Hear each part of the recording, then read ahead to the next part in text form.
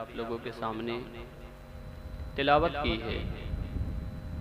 बहुत ही मशहूर आयत है, ज़ालिकल किताबु ला रैब फी। तर्जमा ये है, ये वो किताब है जिस किताब में शक व शुबहा की कोई गुंजाइश बाकी नहीं। दुनिया में बेशुमार किताबें मारिज़ वजूद में आई, सुबह क़यामत तक आती रहेंगी। किसी किताब के बारे में ये नहीं कहा गया कि इस किताब के बारे में कोई शक नहीं, कोई शुबहा नहीं, इस किताब पर कोई एतराज़ नहीं किया जा सकता। वाहिद कुरान एक ऐसी किताब है जिस किताब के पढ़ने वाले को शुरू में ही मुतनब्बे कर दिया गया, खबरदार कर दिया गया, आगाह कर दिया गया। कुरान अगर पढ़ना है तो सबसे पहले कुरान पर ईमान लाना ज़रूरी होगा। कुरान की हर हर्फ, हर आयत पर ईमान लाना ज़रूरी होगा। ये वो किताब है, इसमें न तो कोई हर्फ गलत है, न तो कोई आयत गलत है। जितनी भी आयतें इस किताब में मौजूद हैं वो सारी की सारी आयतें हक बजानिब है। किसी भी आयत का अगर तू इनकार करेगा तो फिर तेरा ईमान खतरे में आ जाएगा। आज अफसोस के साथ अगर हम ये कहें कि हम मुसलमान हैं, कुरान वाले हैं, ईमान वाले हैं, अल्हम्दुलिल्लाह सुम्मा अल्हम्दुलिल्लाह, हमारे यहाँ का माहौल ये है कि जब बच्चा थोड़ा सा बड़ा हो जाता है, कुछ शऊर उसके अंदर आ जाता है, तो घर वाले उस बच्चे को अरबी तालीम के लिए किसी न किसी के पास लगा दिया करते ताकि वो अरबी तालीम हासिल कर ले, यानी कुरान पढ़ना वो सीख जाए। लेकिन अफसोस का मकाम ये है, हमने अपने बच्चों को सिर्फ कुरान पढ़ाया है, कुरान सिखाया नहीं है, कुरान समझाया नहीं है। हम सिर्फ कुरान पढ़ना जानते हैं, कुरान समझना नहीं जानते। नतीजा क्या निकल रहा है? कुरान हमने समझा नहीं। न जाने कितने लोग ऐसे भी हैं जिनकी उम्रें गुजर रही है, 60-70 के करीब पहुंच रहे होंगे, 4 या 5 साल की उम्र से वो कुरान पढ़ रहे होंगे। न जाने कितनी बार उन्होंने अपनी ज़बान से कहा होगा अल्हम्दुलिल्लाहि रब्बिल आलमीन अर्रहमानिर रहीम मालिकी यौमिद्दीन इय्याका नअबुदु व इय्याका नस्तईन। न जाने कितनी बार सूरे फातिहा की तिलावत की होगी। लेकिन अगर पूछ लिया जाए कि एक लंबा अरसा गुजर गया तुझे सूरे फातिहा पढ़ते हुए, तू बार बार नमाज में पढ़ता है अल्हम्दुलिल्लाहि रब्बिल आलमीन, लेकिन ये सूरे फातिहा जो 7 आयत पर मुश्तमिल है, जिसमें टोटल 7 आयतें हैं, इस सूरे फातिहा की 7 आयतों में अल्लाह तबारक व तआला ने हमें पैगाम क्या दिया है, इसका तर्जमा और इसका माना मफहूम क्या बनता है। तो अक्सर इंसान यही कहता हुआ नजर आएगा, साहब हम सिर्फ कुरान पढ़ना जानते हैं, कुरान समझना नहीं जानते। हालांकि हमें सिर्फ कुरान पढ़ने वाला नहीं बनना चाहिए था, कुरान समझने वाला बनना चाहिए। हमारी ही किताब से गैर फायदा उठा रहे हैं, वो सिर्फ कुरान पढ़ नहीं रहे हैं बल्कि कुरान समझ रहे हैं। कुरान समझ करके वो हम पर हमला आवर हो रहे हैं, तरह तरह की तदबीरें बना रहे हैं, हमें शिकस्त देने के लिए, हमें निस्तो नाबूद करने के लिए न जाने क्या क्या वो तदबीरें तैयार कर रहे हैं। हमारी ही किताब से वो हम पर हमला कर रहे हैं, लेकिन हमारे पास जो किताब मौजूद है उस किताब को पढ़ करके हम उससे फायदा नहीं उठा रहे हैं। इसी किताब की एक आयत है हुदल लिन्नास, ये कुरान लोगों के लिए हिदायत है। जो इंसान कुरान पढ़ेगा वो हिदायत पा जाएगा। जो इंसान कुरान के करीब आएगा, कुरान समझने की कोशिश करेगा, मौला तबारक व तआला उसे हिदायत का रास्ता दिखा देगा, वो हिदायत याफ्ता हो जाएगा। लेकिन कुरान पढ़ करके हम सिर्फ अपने मुर्दों को इसाले सवाब तो करते हैं, कुरान समझ करके अपनी जिंदगी में इनकलाब नहीं लाया करते हैं, अपने मुआशरे में इनकलाब नहीं लाते हैं। मेरी मिल्लत के नौजवानों, सिर्फ कुरान पढ़ो नहीं, कुरान समझो। मैं बहुत ज्यादा दूर की बात ना करूं, अभी करीब की बात करूं। हाल की बात यह है कि हेनरी हेगन, ईसाइयों का बहुत बड़ा पादरी, उसने कुरान पर रिसर्च करना शुरू किया।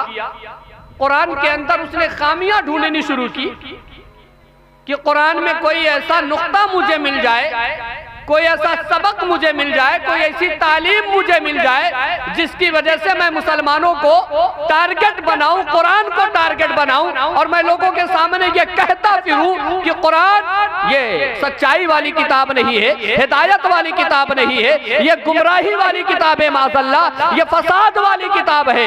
ये सोच करके उसने कुरान को पढ़ना शुरू किया और सिर्फ कुरान उसने पढ़ा नहीं है, कुरान को वो समझा भी है। कुरान को उसने अल्हम्दुलिल्लाह की अलिफ से शुरू किया है और वन्नास की सीन तक पढ़ता गया है। जब वो अल्हम्दुलिल्लाह की अलिफ से कुरान शुरू करता है और वन्नास की सीन तक पहुंचता है, तो जहां वो कुरान में खामियां ढूंढने के लिए आया था, उसे अपने अंदर खामियां नजर आने लगी, अपने मजहब में खामियां नजर आने लगी, जमाने में बुराइयां नजर आने लगी। कुरान में खामियां ढूंढने के लिए आ जाता, खुद अपनी गलतियां उसे नजर आने लगी, अपने मजहब की गलतियां नजर आने लगी। फिर कुरान का मौजज़ा ये है, कुरान का फैज़ उस पर ऐसा जारी हुआ है, ऐसा जारी हुआ है। वही हेनरी हेगन जो ईसाइयों का बहुत बड़ा पादरी था, जो कुरान को गलत साबित करने के लिए आया था, उसने बाकायदा प्रेस वालों के सामने आकर के, मीडिया के सामने आकर के ये ऐलान किया है, कुरान कोई फसाद वाली किताब नहीं है, कुरान अमन वाली किताब है,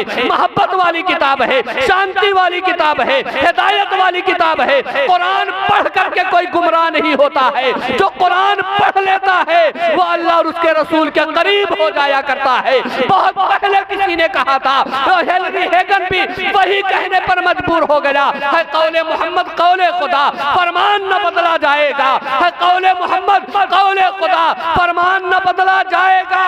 बदलेगा जमाना लाख मगर कुरान न बदला जाएगा, बदलेगा जमाना लाख मगर कुरान न बदला जाएगा। नारे तकबीर, नारे रिसालत, मसलके आला हजरत, फैजाने आला हजरत, जश्ने दस्तारे हिफ्ज़, नारे तकबीर, नारे रिसालत।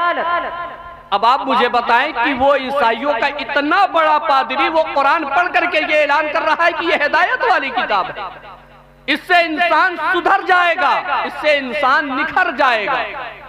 वो कुरान पढ़ा भी है, कुरान समझा भी है, उसने कुरान पढ़ करके समझ करके अपने आप को बदल लिया। हालांकि वो किसी और मजहब का था, उसका दीन कोई और था, उसका मजहब कोई और था, लेकिन उसने कुरान पढ़ करके समझ करके अपने अंदर इतना बदलाव ला लिया।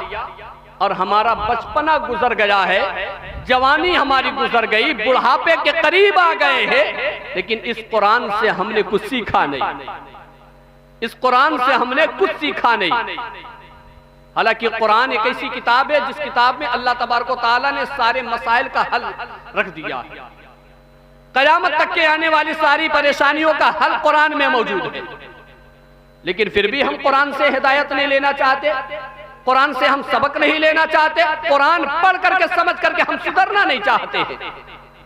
मेरी मिल्लत के नौजवानों, अपने बच्चों को कुरान के करीब करो, सिर्फ कुरान पढ़ाओ नहीं, अपने बच्चों को कुरान समझाओ, कुरान समझाओ आखिर कुरान की तालीम क्या है।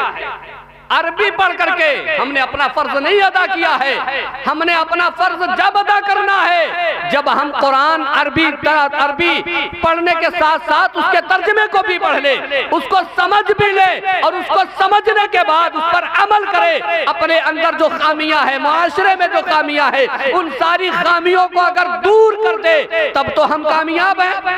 अगर उसकी हमारे अंदर की खामियां, मुआशरे की खामियां दूर नहीं होती तब तो हम कामयाब नहीं है।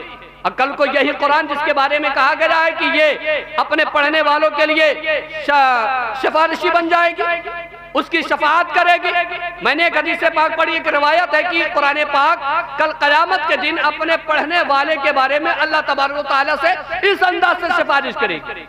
कुरान पाक में ही एक सूरह है, सूरह मुल्क, 29वें पारे, सूरह मुल्क के बारे में आया है। हदीस मुस्तफ़ा सल्लल्लाहु तआला अलैहि वसल्लम, अल्लाह के प्यारे रसूल सल्लल्लाहु तआला अलैहि वसल्लम ने इरशाद फरमाया कि अगर कोई इंसान सूरह मुल्क पढ़ने की आदत बना ले, सूरह मुल्क पढ़ने की आदत बना ले अपनी जिंदगी में, जिसने सूरह मुल्क पढ़ने की जिंदगी में आदत बनाई है, अब जब वो मर जाएगा, क़यामत कायम होगी, उसका हिसाब व किताब होगा, आमाल नामे उसके तौले जाएंगे, मीज़ान पर उसका अमल रखा जाएगा। जब मीज़ान पर उसका अमल रखा जाएगा, ये तो हम और आप भी फैसला कर सकते हैं, वो तो दूर की बात है। अगर हम खुद अपना फैसला करें तो यही करेंगे ना कि हमारे पल्ले गुनाह ज्यादा है, नेकियां कम। कौन ऐसा इंसान है जो अपना हिसाब करे और हिसाब करने के बाद कहे कि यार मेरे पल्ले नेकियां ज्यादा है, गुनाह कम है। इतनी हमारी उम्रें हो गई है, इतनी उम्रों में न जाने कितनी बार हमने झूठ बोला होगा, न जाने कितनी बार हमने गालियां दी होंगी, न जाने कितनी बार हमने दूसरे को सताया होगा, न जाने कितनी नमाजें छोड़ी होंगी, न जाने कितने गुनाह कदम कदम पर करते चले आए हैं हम। अगर हम खुद अपना हिसाब करें तो हम खुद अपने आप को मुजरिम करार दे देंगे। हम मुजरिम हैं, हम इसके लायक नहीं है कि हमें बख्शा जाए। जब अल्लाह के हुजूर हमारे अमाल नामे को तौला जाएगा, फैसला होगा इसके पल्ले नेकियां बहुत कम है, गुनाह बहुत ज्यादा है, ले जाओ इसे जहन्नम में। फरिश्ते उसे बेड़ियों में जकड़ेंगे, हथकड़ियों में जो है जकड़ेंगे और जकड़ करके घसीट करके उसे जहन्नम की तरफ ले जा रहे होंगे।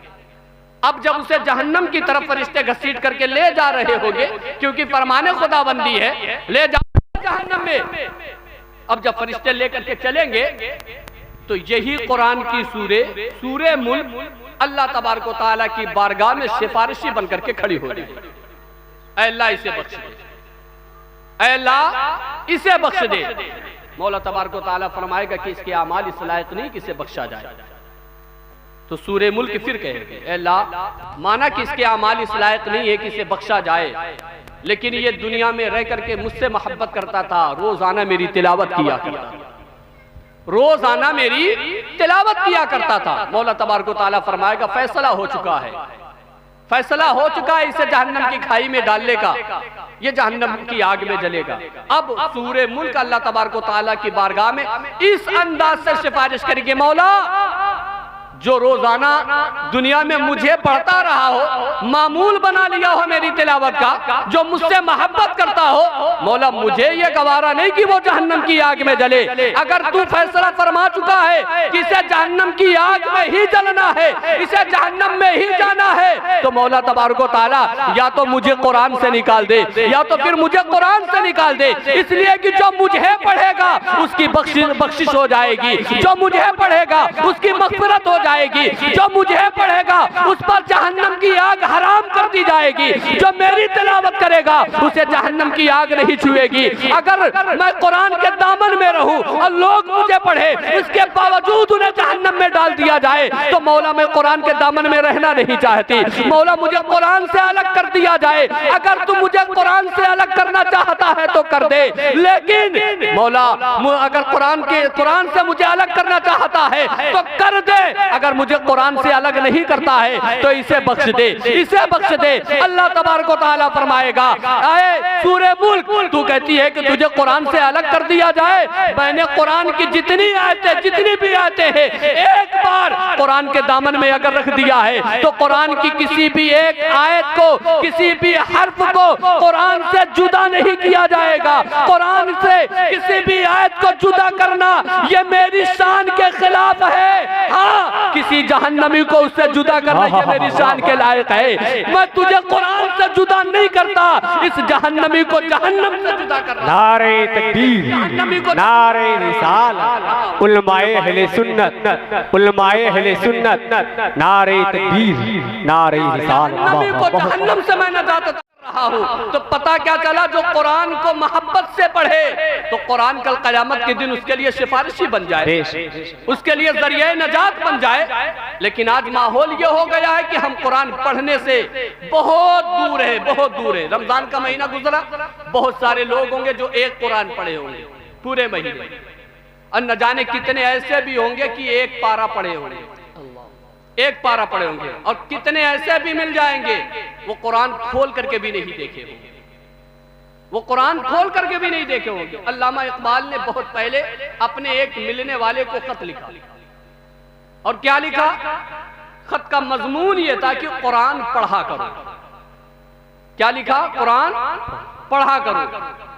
फिर नीचे लिखा, बात तो खत्म हो गई, खत भेज देना चाहिए था, लेकिन अल्लामा इकबाल के जहन में फिर सवाल आया कि हो सकता है मेरा दोस्त ये सवाल कर दे कि कुरान पढ़ तो लूंगा लेकिन कुरान समझ नहीं पाऊंगा, कुरान समझ नहीं पाऊंगा। तो अल्लामा इकबाल ने खत के इस मजमून के नीचे फिर एक और मजमून लिखा, कुरान पढ़ा करो। फिर लिखा, कुरान अगर नहीं समझ में आता ना फिर भी कुरान पढ़ा करो, नहीं समझ में आता फिर भी कुरान पढ़ा करो। क्यों पढ़ा करो? इसलिए कुरान पढ़ा करो, जो कुरान की तिलावत करता है, जो कुरान पढ़ता है, अल्लाह तबारक व तआला उसके दिल का रिश्ता रसूल पाक के दिल से जोड़ दिया करता है, रसूल पाक के दिल से जोड़ दिया करता है, इसलिए कुरान पढ़ा करो। और बहुत पहले एक मजमून शाये हुआ था, उस मजमून को मैं आप लोगों के सामने बयान करूं कि एक ऐसा इंसान था जो कुरान नहीं पढ़ा। कुरान नंबर निकला था, उस कुरान नंबर में यह मजमून निकला था कि एक ऐसा इंसान जो कुरान तो नहीं पढ़ा था, उसके माँ बाप ने उसे पढ़ाया नहीं, और कुरान की तालीम से वो दूर रह गया, कुरान की तालीम उसे मिल नहीं पाई, कुरान नहीं पढ़ पाया वो। शुरू में तो उसे अफसोस नहीं हुआ, उसका बचपना गुजर गया, जवानी गुजर गई, लेकिन जब वो बुढ़ापे की मंजिल में पहुंचा ना, फिर वो नमाजी बन गया। अक्सर लोग बुढ़ापे में ही नमाजी बनते हैं, बहुत कम लोग होते हैं जो जवानी में नमाजी बन जाए, बहुत कम लोग होते हैं जो जवानी को अपने काम में ला ले और नमाजी बन जाए। अक्सर लोग बुढ़ापे में नमाजी बनते हैं। तो जब उसकी उम्रें कुछ गुजर गई ना तो वो नमाजी बन गए। अब नमाज से उसे मोहब्बत हो गई, पाबंदी के साथ वो अल्लाह के घर जाता, अपनी पेशानी अल्लाह के हुजूर झुकाता, अल्लाह की तस्बीह और अल्लाह की पाकी बोलता। रोजाना जब वो फजर में जाता नमाज पढ़ने के लिए, फर्ज नमाज के बाद कुछ लोग आज भी जो पाबंदी से नमाज पढ़ते हैं, वो फजर की नमाज के बाद या दीगर नमाजों के बाद वो कुरान की तिलावत किया करते हैं, बैठ करके तिलावत करते हैं।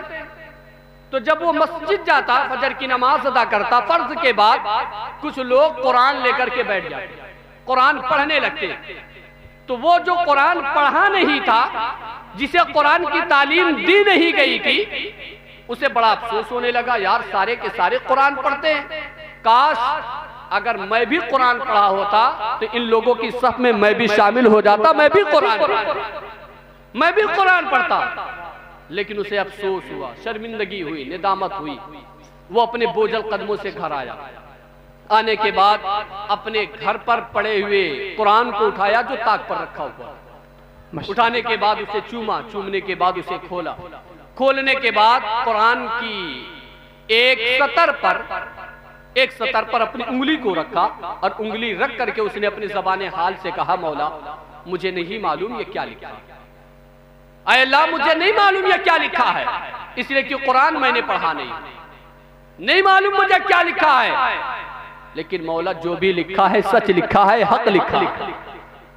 मुझे नहीं मालूम क्या लिखा है, लेकिन जो भी लिखा है सच लिखा है, हक लिखा है, इसलिए कि ये किसी दुनियादार का कलाम नहीं है, ये परवरदिगार का कलाम है। जिंदाबाद, जिंदाबाद का कलाम है। मौला जो भी लिखा है सच लिखा है, हक लिखा है।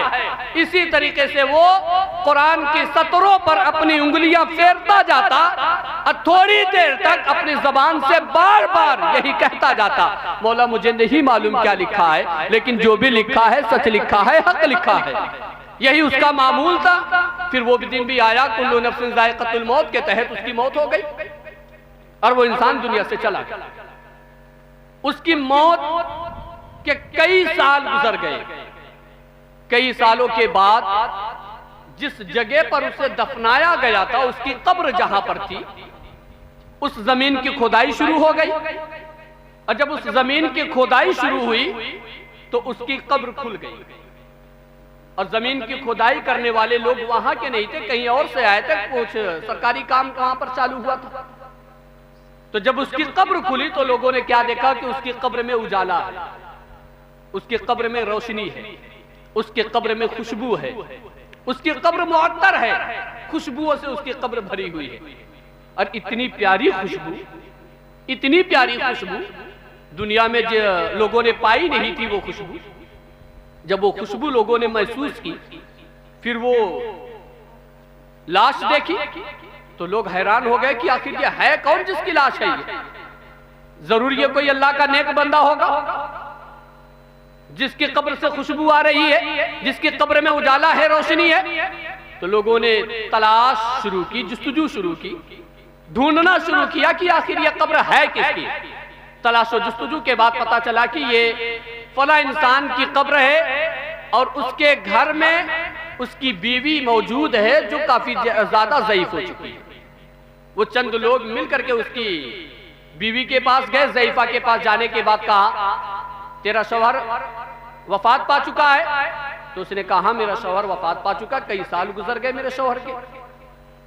तो वो भी हैरान हो गई कि आखिर इतने साल मेरे शौहर को हो गए मरे हुए, अब ये लोग पूछने के लिए आए हैं, मामला क्या है? इतने सालों के बाद कोई पूछने के लिए आए कि तेरा शौहर मर गया? तो हैरान होकर के, परेशान होकर के उसने सवाल किया कि मेरे शौहर को इंतकाल किए हुए इतने साल गुजर गए, आखिर आप लोग हैं कौन और मेरे शौहर के ताल्लुक से पूछ क्यों रहे हैं? मामला क्या है, सबब क्या है, वजह क्या है? तो लोगों ने कहा, पहले ये बताओ कि तेरे शौहर का दुनिया में अमल क्या था, तेरा शौहर दुनिया में करता क्या था, उसकी नेकियां क्या थी, उसकी खूबियां क्या थी? तो ज़ईफा ने कहा, मेरे शौहर की तो कोई ऐसी खास खूबियां नहीं नजर आती मुझे, कोई खास अमल भी नजर नहीं आता, इसलिए कि वो जाहिल था, वो पढ़ा लिखा तो था नहीं, उसका कोई खास अमल नजर आता। कहानी कुछ तो बात रही होगी, अपने जहन पर जोर दीजिए और याद करिए, याद करके हमें बताइए। तो उसने काफी देर सोचने के बाद यही बात कही कि एक बात जो मेरे शौहर की मुझे समझ में आ रही है, उसकी खूबी जो मुझे नजर आ रही है वो यही हो सकती है। तो ये हुआ कि कौन सी खूबी है वो? तो उसने कहा कि मेरा शौहर जाहिल था, उसके माँ बाप ने उसे कुरान की तालीम नहीं दिलाई, एक जिंदगी, अपनी लंबी जिंदगी गुनाहों में गुजारी, उसके बाद अल्लाह ने उसे तौफीक अता फरमाई, हिदायत पाया। वो हिदायत पाने के बाद उसने गुनाहों वाली जिंदगी छोड़ करके नेकियों वाली जिंदगी को अपनाया, फिर वो नेक बन गया, नमाजी बन गया। रोजाना वो आकर के मुझसे ये बात कहता था और अफसोस के साथ कहता था, काश अगर मैं कुरान पढ़ा होता तो आज कुरान की तिलावत मैं भी करता। जब मैं नमाज पढ़ने के लिए मस्जिद जाता हूँ और फजर की नमाज के बाद जब लोग कुरान लेकर के बैठते हैं तो मुझे बड़ा अफसोस होता है, अपने आप में बड़ी शर्मिंदगी होती है कि काश मैं भी कुरान पढ़ा होता तो आज कुरान की तिलावत मैं भी करता, कुरान की लज्जतों से मैं भी माला माल होता, कुरान की सआदतों से, बरकतों से माला माल होता, अल्लाह की रहमतों से माला माल होता, मैं भी कुरान पढ़ता। वो अपने बोझल कदमों के साथ घर आता, आने के बाद ताक पर पड़े हुए कुरान को उठाता और उठाने के बाद कुरान खोल करके कुरान के सतरों पर अपनी उंगलियां फेरता और उंगलियों को फेरते हुए जबान से ये कहता जाता, मालिक मुझे नहीं मालूम क्या लिखा है, लेकिन मौला जो भी लिखा है सच लिखा है, हक लिखा है। कुरान तो नहीं पढ़ा था लेकिन कुरान से बेपनाह मोहब्बत किया करता था, कुरान से बेपनाह उल्फत किया करता था। अगर आज उसके कब्र में रोशनी है, अगर आज उसकी कब्र खुशबुओं से मुअत्तर है, हो ना हो ये कुरान की मोहब्बत है। कुरान से जो मोहब्बत कर ले मौला तबारक व तआला उसके कब्र को रोशन कर दे, उसके कब्र को खुशबुओं से मुअत्तर कर दे। तो कुरान से मोहब्बत करने के बिना पर अगर कब्र रोशन हो सकती है तो जो इंसान कुरान से मोहब्बत भी करे, रोजाना कुरान की तिलावत भी करे, जो इंसान कुरान से मोहब्बत भी करे, कुरान पढ़े भी, दूसरों को पढ़ाए भी, तो उसकी कब्र रोशन क्यों नहीं होगी, उसकी कब्र खुशबुओं से मुअत्तर क्यों नहीं होगी। अगर कुरान से सच्ची मोहब्बत है, कुरान से मोहब्बत होने के बाद अगर कुरान की तिलावत भी हमारी जिंदगी में शामिल है, कुरान की आयतों पर अमल भी हमारी जिंदगी में शामिल है, तो बाखुदा मैं पूरे यकीन के साथ कह सकता हूँ वो इंसान जो कुरान पर अमल करता है, कुरान की आयतों पर अमल करता है, वो इंसान ना तो कभी दुनिया में रुसवा हो सकता है, ना तो कब्र में रुसवा हो सकता है, ना तो हश्र में रुसवा हो सकता है। कुरान पढ़ने वाला इंसान दुनिया में भी कामयाब है, कब्र में भी कामयाब है और हश्र में भी कामयाब है। जो कुरान पढ़ता है वही इंसान कामयाब है। बेशक, जिंदाबाद जिंदाबाद। इन्नल इंसान लफी खुस्र। अल्लाह तबारक व तआला ने एक सूरे में फरमाया, ऐ महबूब आपके जमाने की कसम, बेशक इंसान खसारे में है। अल्लाह ने मुतलक फरमाया इंसान खसारे में है। इन्नल लज़ीना आमनू व अमिलुस सालिहात व तवासौ बिल हक़्क़ि व तवासौ बिस सब्र।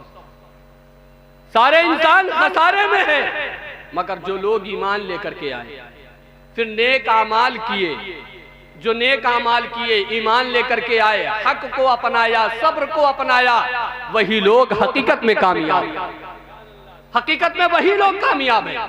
कुरान ने बता दिया कि कामयाब कौन लोग हैं। अगर हम कामयाब होना चाहते हैं दुनियावी एतबार से या उखरवी एतबार से, तो हमें कुरान की बातों पर अमल करना होगा। अगर कुरान की बातों पर हमारा अमल है तो हम दुनिया में भी कामयाब हैं, कब्र में भी कामयाब रहेंगे और हश्र में भी कामयाब रहेंगे।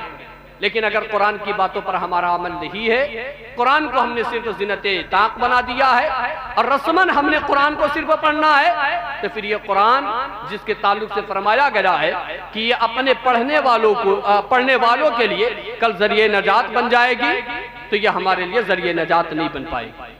तब तक नहीं बन पाएगी जब तक कुरान को सही मानों में हम नहीं पढ़ेंगे।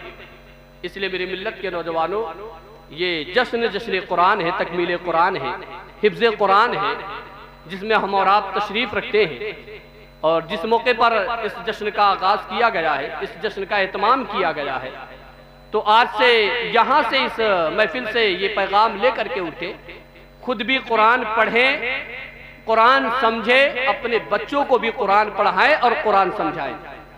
मैं लोगों को ये कहता हूं कि आप खुद कंजुल ईमान अपने घर में ला करके रख लीजिए। कंजुल ईमान लाने के बाद जो लोग उर्दू पढ़े हुए हैं वो रोजाना ना सही हफ्ते में एक दिन आधे घंटे के लिए कंजुल ईमान लेकर के बैठ जाए। कोई एक सूरे खोल ले, खोलने के बाद अपने घर के लोगों को बैठाए और बैठाने के बाद वो कुरान को पढ़ें, तर्जमे को भी पढ़ें, खुद भी वो पढ़ें और अपने घर वालों को भी सुनाएं, अरबी भी सुनाएं और तर्जमा भी सुनाएं। तो इसकी बरकतें हमें मिलेगी। कुछ तो हमें मालूम होगा कि हाँ कुरान में है क्या, लेकिन ये हमारे यहाँ से बिल्कुल जो है ये चलन इसका खत्म है। हम कभी कुरान को तर्जमे के साथ पढ़ना नहीं चाहते। यारो कुरान को तर्जमे के साथ पढ़ने की कोशिश करें। जब तक हम कुरान को तर्जमे के साथ नहीं पढ़ेंगे तब तक हमें पता नहीं चलेगा कि कुरान की तालीम क्या है। अरबी पढ़ना और है, उसको समझना तर्जमे के साथ ये और बात है। और हर इंसान कुरान समझ भी नहीं सकता है। अल्लाह जिसे हिदायत देता है वही कुरान समझ पाते हैं। हर इंसान कुरान पढ़ भी नहीं सकता है। मौला जिसे तौफीक देता है वही कुरान पढ़ा करते हैं। कुरान पढ़ना समझना ये अल्लाह की तौफीक पर है। अपनी दुआओं में हाथ उठा करके अल्लाह से मांगा करे, अल्लाह हमें तौफीक अता फरमा ताकि हम कुरान पढ़े भी, कुरान समझे भी। हजरत तशरीफ लाओ मिर्जा साहब, अरे तशरीफ आइए, आइए तशरीफ। तो कुरान पढ़ना समझना ये अल्लाह की तौफीक पर है। अल्लाह से मांगा करें। मौला तबारक व तआला की बारगाह में दुआ है, मौला हम सभी लोगों को ज़्यादा से ज़्यादा कुरान पढ़ने की और कुरान समझने की तौफीक अता फरमाए। अस्तगफिरुल्लाह रब्बी मिन कुल्लि ज़ंबि व अतूबु इलैहि, अशहदु अल्ला इलाहा इल्लल्लाहु व अशहदु अन्न मुहम्मदन अब्दुहु व रसूलुहु। खूब की सरे चमन फूल चुनी शाद रहे, बागबाद जाता हूँ मैं गुलशन तेरा आबाद रहे। वमा अलैना इल्लल बलाग। अस्सलामु अलैकुम।